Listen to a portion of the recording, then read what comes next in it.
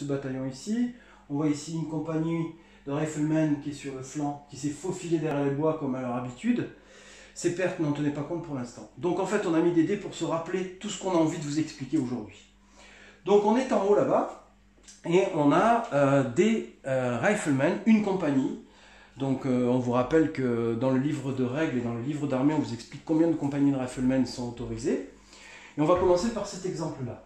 Donc on va estimer que tous les tests de discipline sont réussis pour pouvoir vous expliquer. Qu'est-ce qui est expliqué ici? C'est l'ordre tir. Donc les riflemen tirent sur le flanc pur, comme Reynald vous le montre.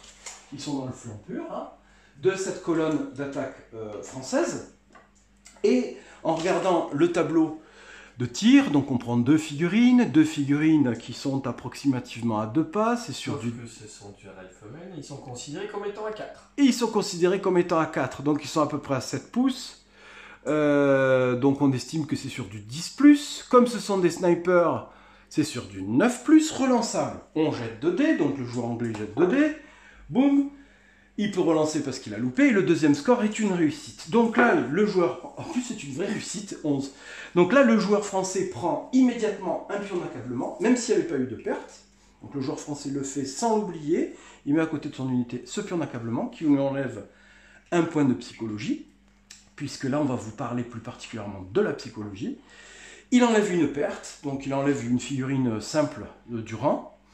Donc, tout simplement. Et là, quand on regarde notre tableau psychologie sur notre tablette d'annexe, là, notre petite table de, j'ai plus le nom, la feuille de référence, on a deux types de tests de psychologie. On a des tests immédiats et des tests dans la phase d'exploitation. Alors, on va y revenir tout à l'heure sur ces fameux tests de la phase d'exploitation. Là, on va résoudre ce test immédiat. Donc, le français, avec des grenadiers à l'arrière du rang, donne un +1 en psychologie. Donc là, on va avoir un 7 de base, +1 en psychologie parce que les grenadiers sont au dernier rang, -1 parce qu'il y a un pion d'accablement. Donc on retombe 8, on était à 7 +1, 8 -1, 7. Et donc là, le joueur français va faire son jet de dés, qui réussit allègrement et ne bouge pas. S'il avait loupé son test, eh bien en fait, il aurait été en fuite. Mais surtout, n'oubliez surtout pas dans le jeu qu'il faut bien respecter les phases de notre tour de jeu. Le piège dans Légion d'honneur, ce sont des joueurs qui veulent jouer trop vite. Là, ici, on est dans la phase d'activation, tir. Donc il y a un test immédiat qui fait que le français aurait pu être en fuite. S'il avait été en fuite, tiens, on va estimer que le test aurait été loupé. Donc comment tu fais, Reynald, pour te rappeler que ce bataillon devait partir en fuite tout à l'heure? Tu mets 2 dés derrière, par exemple, 2 dés bleus derrière.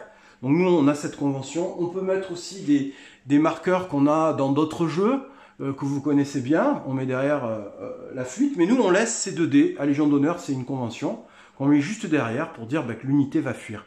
Et elle va fuir pas n'importe quand, elle va fuir après les corps à corps, après les tests psychologie de toute la partie, et les mouvements obligatoires. C'est là qu'elle va fuir. Donc là, ces 2 dés servent à se rappeler que l'unité va fuir.